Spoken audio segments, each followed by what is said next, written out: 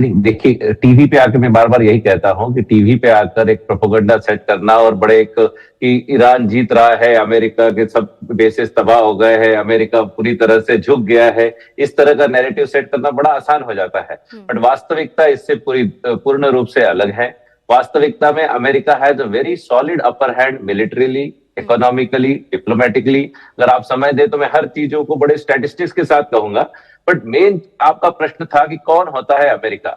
देखिए, if you are a super power, if you are spending $1.1 trillion on your defence, if you are the most innovative military power in the world, तो हम prevention is better than cure को मानते हैं, piece through strength की बात करते हैं। और ये अमेरिका की मेनलैंड को कोई खतरा नहीं है। ये हमारे जो अलाइज हैं उसमें से 5-6 मुस्लिम देश हैं जो खुद उनके ईरान के आसपास के हैं। They are feeling threatened for many many year. Iran उन पर दादागिरी करता था, उस वजह से आज एक नहीं 5 या 6 मुस्लिम देश अमेरिका के साथ में हैं। हमारा एक खास अलाय जो इजराइल, जो हमारा खास अलाय था, उनको हमेशा ये कहते थे death to America, death to Israel. एक आपको मैं वाकया बताता हूं, किसी पैनलिस्ट ने भी उसमें जिक्र किया था, बड़े सीनियर डिप्लोमेट थे, कि स्पेन के प्रधानमंत्री जब कुछ साल पहले आयतुल्लाह खुमैनी साहब से मिले थे, तो उन्होंने पूछा था आयतुल्लाह खुमैनी जी से कि जब आप सुबह उठते हैं तो आपको सबसे पहला विचार क्या आता है?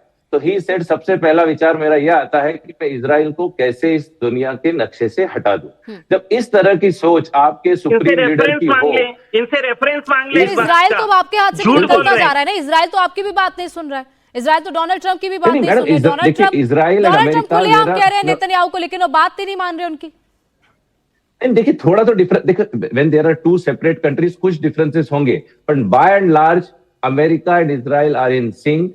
जब भी किसी युद्ध में अभी वो जा रहे हैं गल्फ कंट्रीज यानी ईरान के विरुद्ध या गल्फ रीजन में, तो उसमें बहुत ज्यादा मतभेद नहीं है, कुछ डिफरेंसेस हैं और उसको दोनों बातचीत करके उसका समाधान कर लेते हैं और एक यूनिफाइड स्ट्रेटेजी के थ्रू आगे बढ़ रहे हैं। बट मेन चीज ये है मैडम कि इस्लामिक जिहादी रोग रिजीम, मैं हर इस्लामिक व्यक्ति के अगेंस्ट नहीं बोल रहा हूं, मैं केवल इस्लामिक जिहादी रोग रजीम और आयतुल्लाह खुमैनी साहब जैसे, जिनको death to America, death to Israel उनका एकमात्र मकसद था, उस देश के हाथों कभी भी न्यूक्लियर पावर नहीं आने दी जाती, क्योंकि उससे एक बार उस देश के पास अगर एक बार न्यूक्लियर पावर आ जाए, तो जैसे वो एक केवल स्ट्रेट ऑफ हॉर्मुज की वजह से पूरी दुनिया को ब्लैकमेल कर रहा है, हाहाकार मचा रहा है, आप सोचिए उससे कई गुना ज्यादा, 100 गुना ज्यादा मैं कहूंगा, पूरी दुनिया में हाहाकार क्रिएट कर दे। और हमको मेनलैंड अमेरिका को खतरा कभी नहीं है, हमारे अलाइज और हमारे दोस्तों को खतरा होता है। इसके लिए अमेरिका आज लड़ाई लड़ रहा है कि अमेरिका दूसरे के कंधे में बंदूक रख के चला रहा है और खुद के मेनलैंड को कोई खतरा नहीं है, बाकी कंट्रीज खतरे में आ रही है।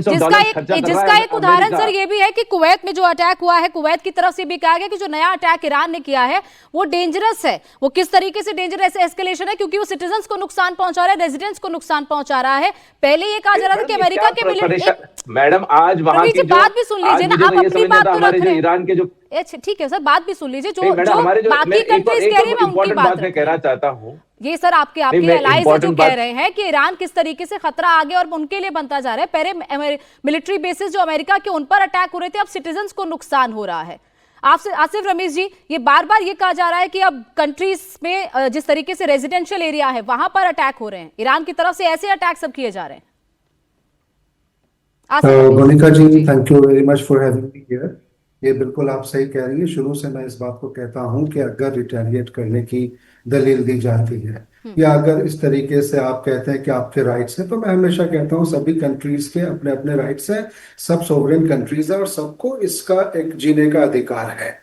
वैसी सिचुएशन में अगर आप बेसिस पे अटैक करने की बात करते हैं, तो अगर आप कल की ही बात करें, अगर कुवैत की बात करें, तो वहां पे क्या एयरपोर्ट्स पे जो लोग हैं या हमारे एक भारतीय जो है उसकी भी जान जाने की खबर आई, तो वो कौन से किस चीज का हिस्सा थे? तो कहने का मतलब यह है कि इसको मैं स्ट्रॉन्गेस्ट शब्दों में कंडेम करता हूं कि जो इस तरीके से इस इलाके में सिविलियंस पे या दूसरी तरीके से जो एक रीजनल पीस और सिक्योरिटी पे खतरा जो मंडरा रहा है, 100 दिन पूरे होने वाले हैं मोनिका जी। बीच में कई बार ऐसा लगा कि बहुत ही ज्यादा सीवियर इसकी सिचुएशन बनने वाली है, फिर सीज फायर की बात आई, फिर उसके बाद देखें कि इस तरीके की घटनाएं शुरू हो गई।